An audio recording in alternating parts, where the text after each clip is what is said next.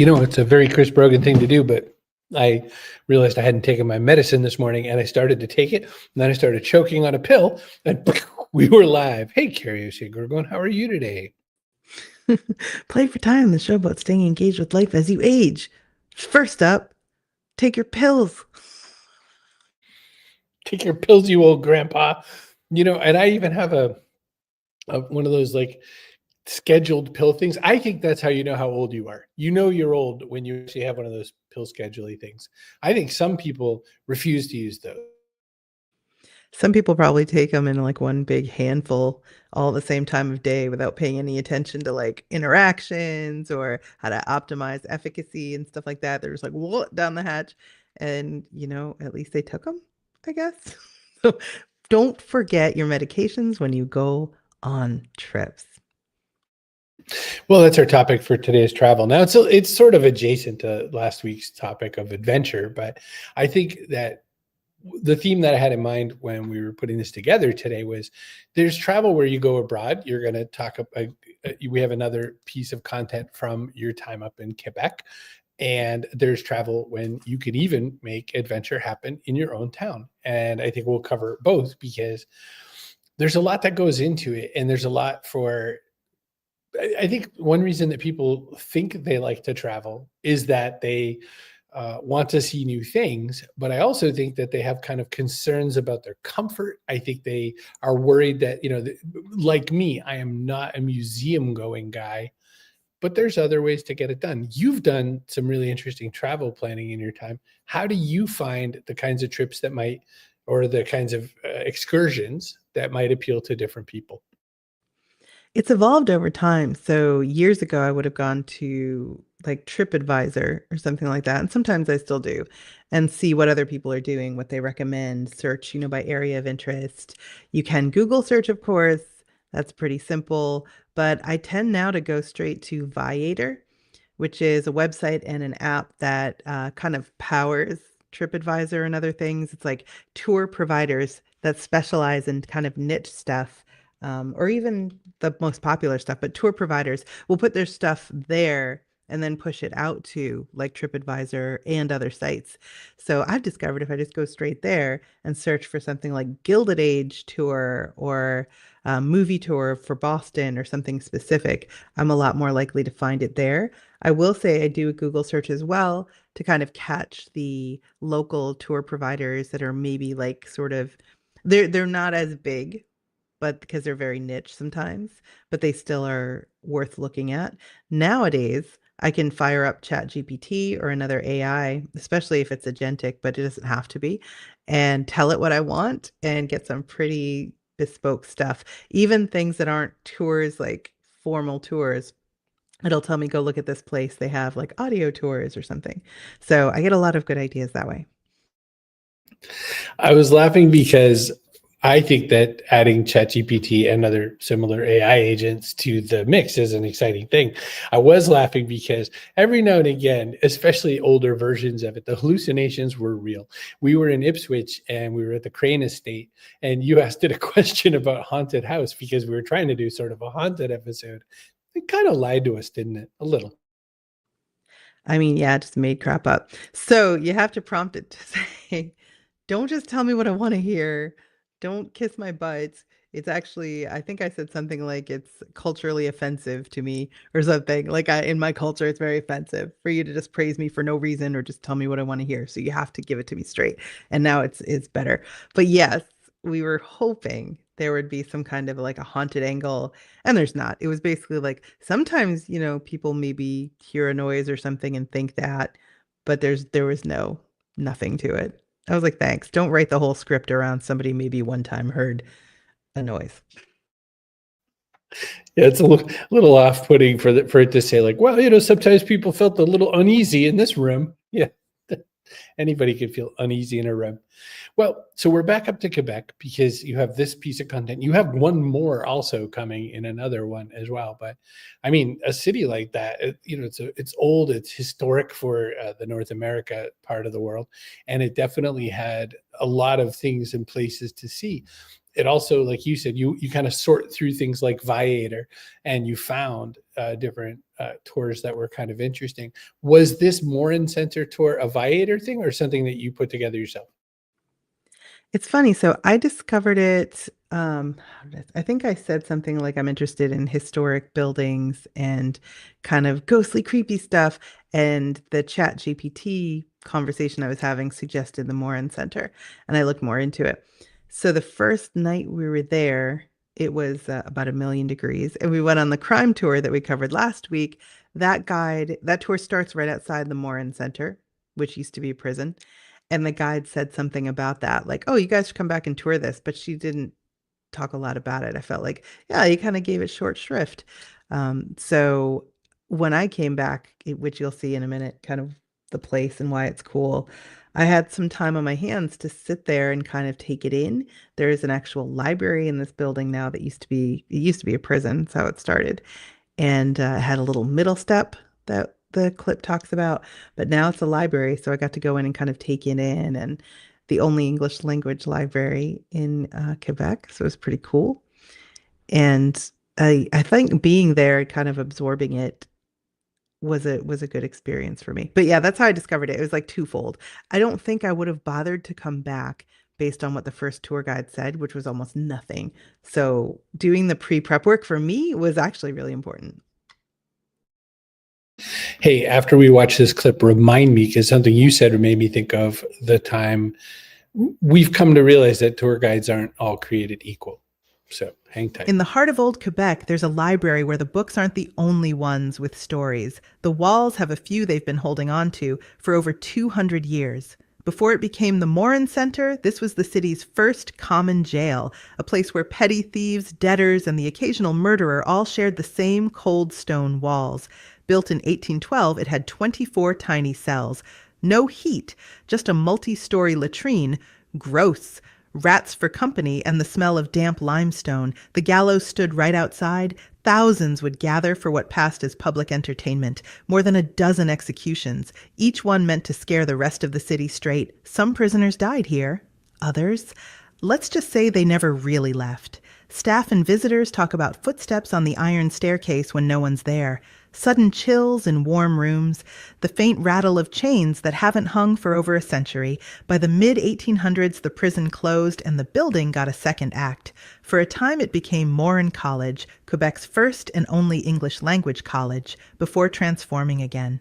Today, it's the only English language library in the city, the Literary and Historical Society of Quebec, and a museum that lets you walk the same corridors where prisoners once paced. If you're ever in Quebec City, put the Morin Center on your list. It's history you can touch, a library you can lose yourself in, and, if you're lucky, a ghost story you can bring home.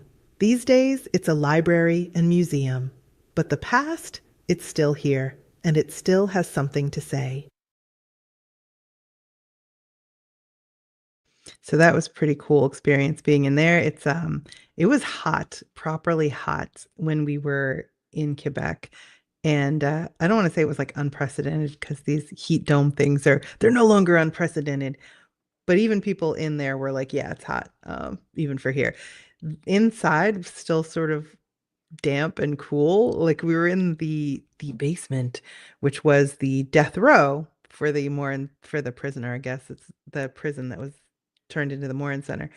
But it's still there, preserved pretty much as it was, those cell blocks, because they couldn't move them or demolish them. They needed the kind of arch carved out of stone. They needed that to support the building. So they're like, all right, I guess we'll just leave it. But we're lucky because now we get to go in there and we can see what the conditions were like. And let me just say they were cramped and kind of gross. Chloe asked a question. Did it feel haunted when you walked through?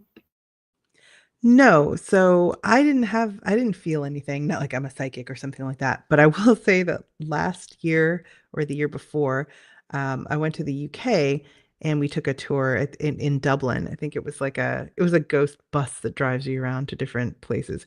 And they brought us into a cemetery and they didn't tell us at first like what all happened there. And I started to feel almost like a sinker, like a fishing line pulling straight down. I felt like a weight in my stomach. And I'm like, this is weird. I feel like heavy, heavy gravity right here. And the guy said, yeah, no, that makes sense because there were kids murdered there. I was like, oh, great, thank you. Move along. So, but in the Morin Center, I did not. That's not to say that I wouldn't. I'm sure, like, if you're in there alone when the lights are off, but I didn't. I do think that stone in particular, like, I think certain stone they say holds on to energy better than other stone. So I couldn't tell you what type this is, but it's an interesting question to consider and it was a interesting story to learn about. The Morin Center is named after the prison physician who worked there for years and did his best to improve conditions. There wasn't a whole lot he could do. People are piled on top of one another, basically. But then that second act, when it became Warren College, that was him. He took the building over when people moved the prison to a larger facility, and he wanted to turn it into a college. And it's a shame he didn't have the wherewithal to keep it going, but it's pretty cool that he tried. Definitely a yeoman's effort. Christian points out that they had a great tour guide for the Boston tour when they were on vacation to Cape Cod a few years ago. Your stomping grounds. You've done tour guides and not tour guides. What do you think is the difference? And then my second question: what happens when you figure out that your tour guide doesn't really know as much as another tour guide might? Oof, that's tough. Okay, so first things first, if I just walk through a historic site or a museum and don't have a tour guide or even an audio tour, but a tour guide is better because I can ask questions. I don't learn as much. I don't get as much from that experience. It doesn't stick with me. I am a slow reader, for one thing, always have been. For another, it's just not as engaging to me. So I will miss like half to three quarters, if not more, of the experience if I don't have a tour guide. To answer your question about a poor tour guide, I mean, so there's some that clearly are like reading from a binder and they don't have any information whatsoever about like tangential questions like, hey, what else was going on at this time? Or, hey, did this thing happen sort of nearby? Did it affect them at all? Like they won't have answers to those. I think as long as you know what you're kind of dealing with, you can just prepare yourself. I'll just take it in what they have to say. But I am really, really excited at the times I get a knowledgeable, passionate historian tour guide, someone who either they're an actual historian by profession or they just have a passion for this particular thing. Like I recently went on a sailboat with someone, I think it was a schooner with you, and the person there that they called him a historian or a docent. He's not a historian. He was a retired computer guy, but he'd been working on this schooner since they started, even before they started opening it up to public sales. So he'd been working on it since like the 80s. He knew everything there was to know about it. And because he lived in the area, he knew a lot about the area as well. So I think if you get lucky and you find yourself someone who's a genuine nerd like myself, then you can learn quite a lot from a tour like that. Well, our man in Monaghan, Mr. Paul Bond, says the next time you visit Ireland, I'll drop you off at the Cuneen Ghost House, but I'm not getting out of the car. Just so you know. Chicken. I'm going to be in Ireland in November, so let's go. I don't know if you'll be over in Monaghan, but who knows? Maybe you'll make your way around. Who's to say? But you're right. I think that so I have almost never gone on tours in my life if I can help it. I surprising nobody, don't usually cotton well to following along at somebody else's pace and somebody else's plan or whatever. But you have lured me into some tours when we've gone to various places. It's always for the better, but I always think I'm not going to enjoy myself. But what I've come to learn from the experience, at least on my side, is that you often know more than the tour guide, even if just in doing your like fast research as we're rolling along. So they'll say something quasi interesting. You will then augment that by being able to type stupid fast into Chat GPT and Google and all that sort of thing and augment it. I think that might be the way to go, to kind of augment it along the way. So there's been times that if I go to tour like a Tudor palace or something like that, I obviously know a lot just from having read and read and read about Tudor history specifically. So I can appreciate what they're saying it's like a whole new level of appreciation, basically. Some people they're hearing about Anne Boleyn for the first time, for example, at Hampton Court Palace. And like I can't imagine not having heard of Anne Boleyn, but there's people who haven't. So they're giving you kind of the after school special story. And I know there was a lot more to it in terms of her role in religious reform and that kind of stuff. So it gives me a little bit of an appreciation. I'm never like, haha, gotcha, you're wrong. But I will ask sometimes if it's not annoying and like I'm not tying up anybody else's time, I will ask questions that go a little bit deeper. Like when I went to Hever Castle, where Anne Boleyn was raised, my tour guide was able to show me because I asked, like, hey, is there any sign here that King Henry VIII actually stayed here? Because supposedly sometimes he did. And he pointed out they still had one of his special locks that he would take around when he would like travel for progress and things like that. He'd put a special lock on the door because obviously he's the king. He doesn't want somebody sneaking up on him. So he's securing his own door. They still have one of them at Hampton Court Palace. Yeah, sorry, they still have one at Hever Castle, but they have two. There one's a replica, one's real. He knew which one was the real one. I got to check it out. It's pretty cool.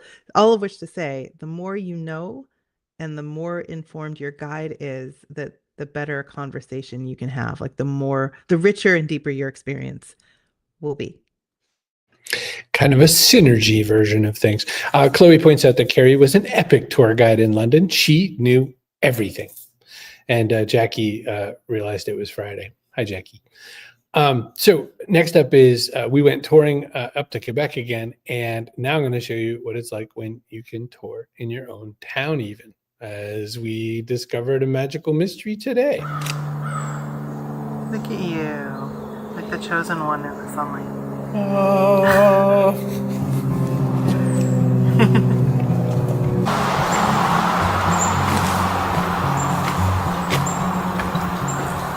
So I have lived in and around here for more than 20 years. I've never seen this place, so it's kind of cuckoo. How'd you find it? This woman placed Pokemon that I know. Kerry said there's some kind of stop called Amesbury Town Forest, and I said I don't know, I think that's over by the little park, and I think it's very small. And I looked on Google Maps and it was not. It's could be big. So we're gonna explore a forest, and it's dark here even though the sun's been up for an hour or so. Let's go explore.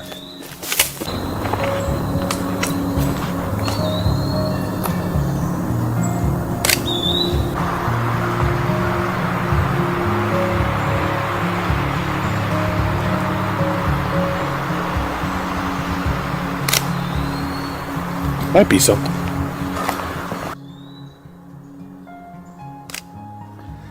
So the whole trick of taking photos in a forest is that, they say you have to see the forest for the trees, which means you have to kind of see the big picture.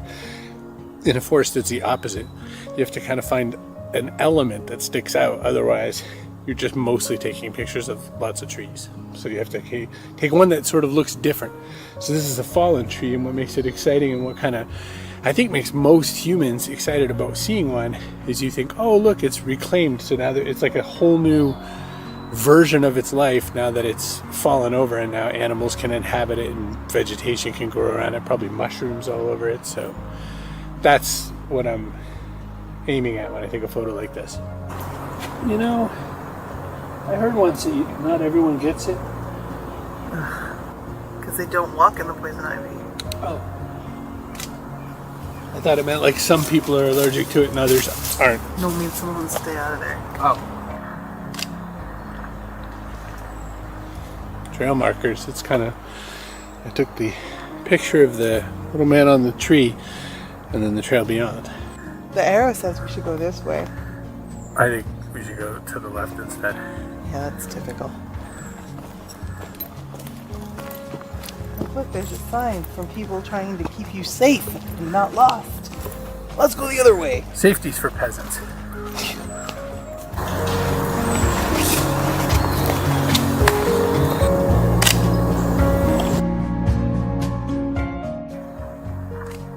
Say, buddy, you see that hole? No. Luckily, I avoided it. Down here. I feel like you didn't. I think you're right. Just maybe be careful out here on the path we weren't supposed to take. Luckily, I fell in the hole completely off camera. Where do you see how far down that goes? Don't want to know.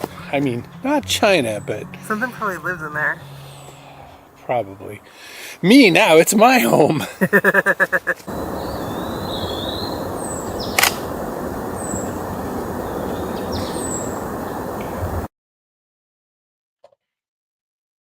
You're not supposed to tell people I fell in the hole.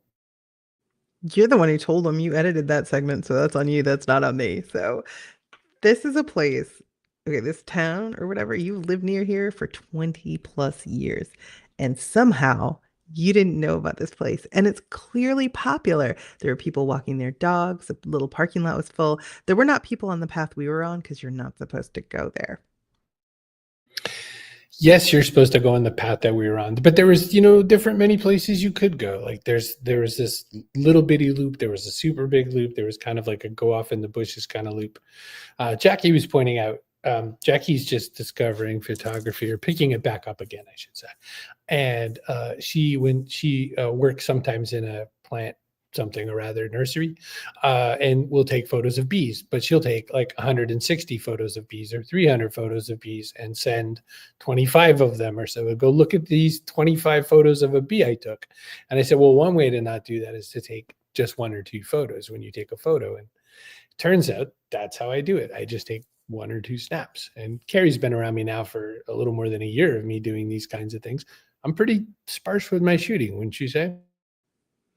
Yes, in a target-rich environment, like with lots and lots of people, you tend to take more, but not of the same thing. It's like one and done. So you'll take one, walk off. Sometimes you've walked off before you've even finished taking the photo. I feel like I don't know how they're not blurry, but yes, you go immediately, turn away. It's so funny. It's almost like you think they're about to turn around and tackle you for taking a photo. You just like run away that fast. The adventure part of this, or the travel part of this, was that you can make travel in your own town.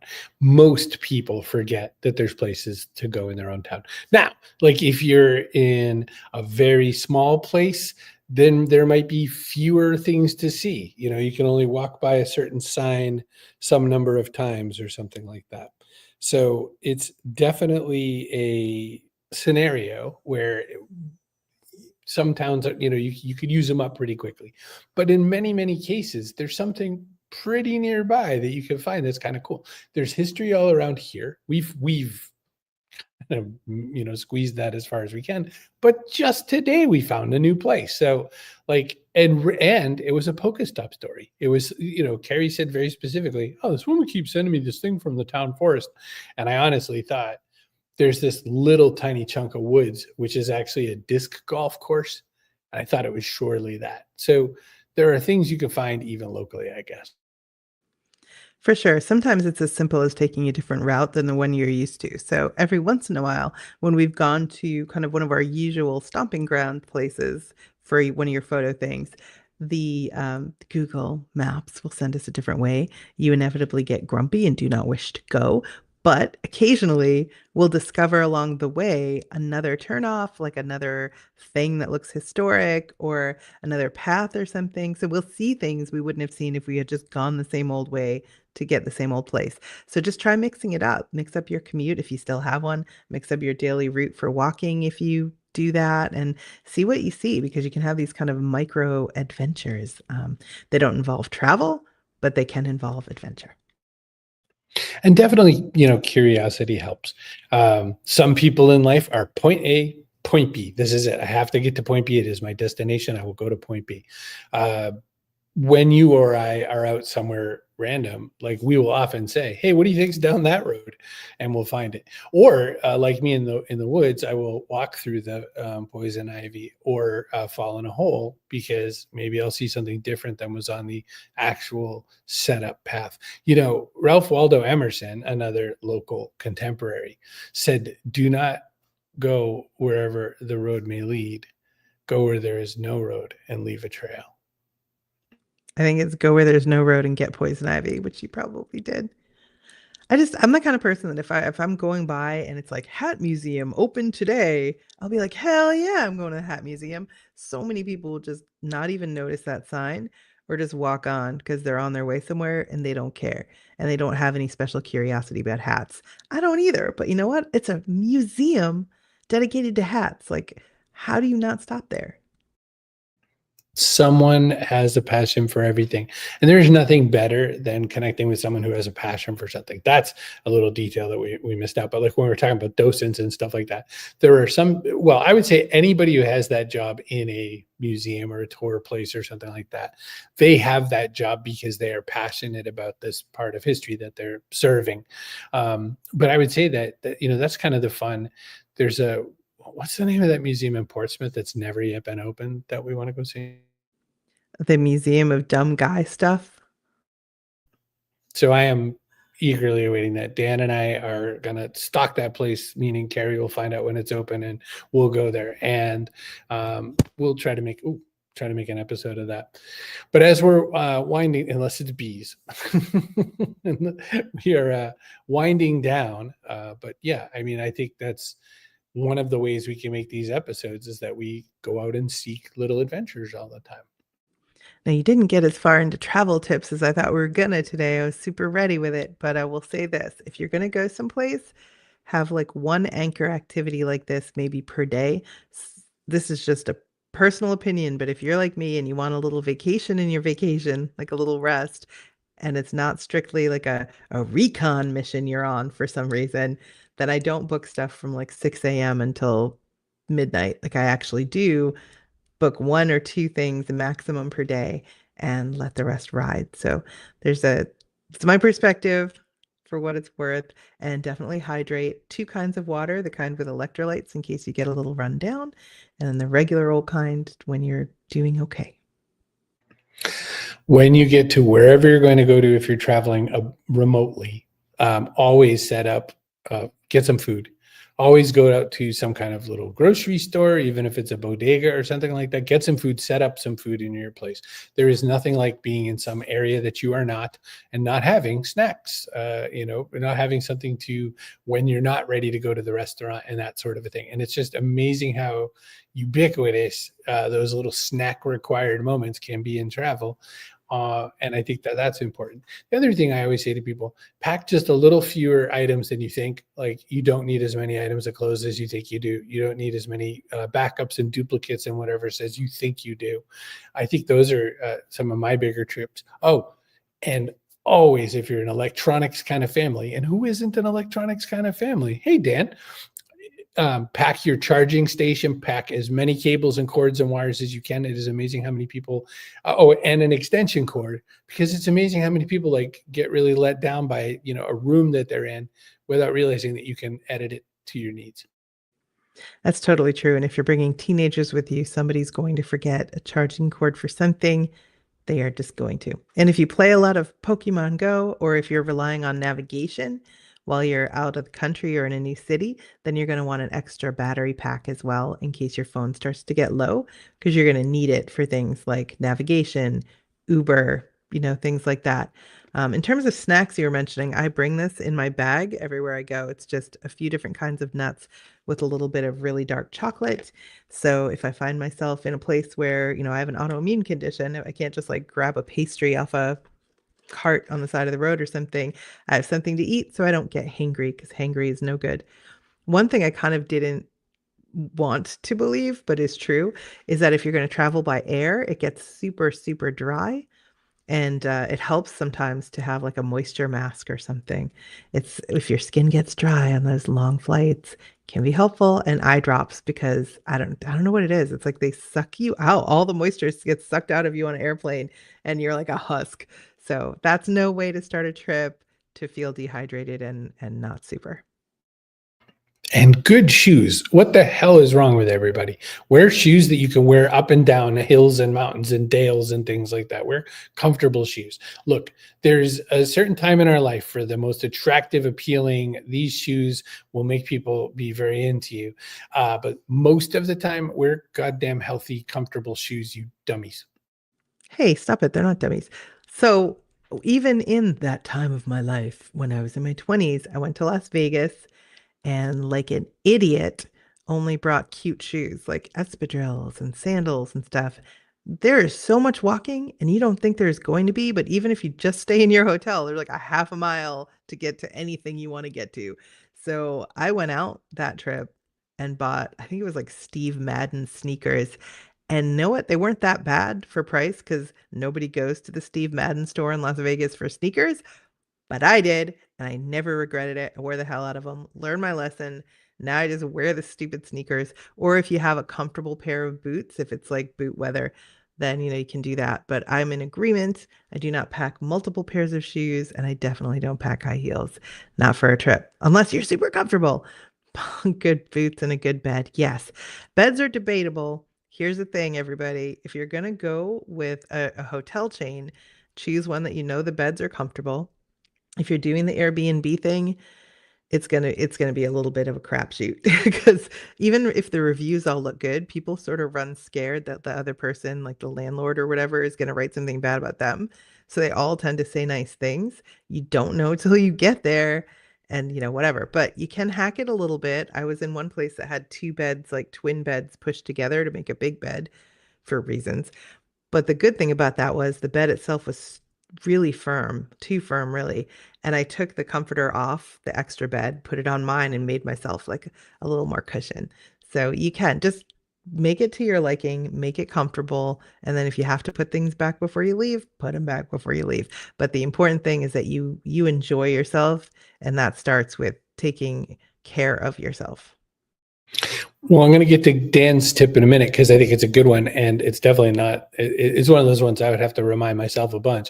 But one thing I don't remember who first showed me this. Some woman said to me, "Well, you can absolutely change anything you want in a hotel room," and I was like, I don't know, no. And they were like, yeah, like you can move a dresser. You can, pull the lamp off the wall if you want, like anything that's not going to ruin the room, you can reconfigure it the way you want it to be. And I don't know why I never thought that you could. Like I'm like, I don't want to harm anything. I don't want to get in anyone's way. But like your point about take the other comforter off the other bed, turn your bed into the one you want. A potato chip clips or something like it, or a hair, whatever they are, you could use those to make sure the curtain's going to stay closed. Like there's all these ways that you can kind of mod your room. Mine is I pull the alarm clock power cord out immediately because I don't know how many times I've been woken up by a hotel room alarm clock that I didn't set. So I just pull a plug immediately. Dan says this one, and this one's great because you got to remember that you don't always have Wi-Fi or signal when you're out driving around, for instance. So he says for driving trips, I meticulously check out the route and look for rest areas and coffee shops and gas stations. That helps a lot. You just experienced that, right? Coming back from Quebec. Yeah, so one other thing I wanted to mention before you move too far off it, if you don't have chip clips or hair clips with you to hold the drapes closed, there's always hangers in the room. There's usually a closet or a gentleman's closet, whatever they call it, and it has like little clips on the hangers for your pants. Well, if you don't need those, you can just use those hangers to hold the drapes shut. And agreed on unplugging the stupid clock. Now they've gotten to the point where they hide the plugs because they don't like when people do that. But I've gotten woken up by that alarm clock more than once, and it's not fun. So we just took a trip. It was about a 6-hour drive if you went straight through from where we live to Quebec. And we obviously didn't go straight through. We had to make some stops. It was very good to have. We had a spreadsheet that Dan had made that listed like the stops and which towns they were in and all that kind of thing. So when signal would go out, which sometimes it would, way out there, say in like the rural Vermont or something, we would know about how much further we had before we could get to a rest stop. So it was really helpful. Sometimes we had to wing it on the way back. We started from a different place than anticipated, and so it sent us a different route. And we did not lose signal completely as far as like the map didn't cut out. I think it would have if we'd stopped it and tried to start it again, but we just let it ride and we did okay. But there were some times that we were like, wow, it's feel like a whole lot of nothing, and pretty soon we're gonna need to stop. So yeah, agreed. If you can plan. We did also buy a map, a paper map, just in case, because you don't want to be in that situation where your phone is either out battery or out signal, and you have no idea where you're going. So sometimes analog ways are the best ways. I mean, it's always good to have that kind of a setup, for those kinds of moments. Well, there you go. Now we did some travel tips, so we can't say we didn't, and we did a thing. So maybe we'll see you next week when you come on.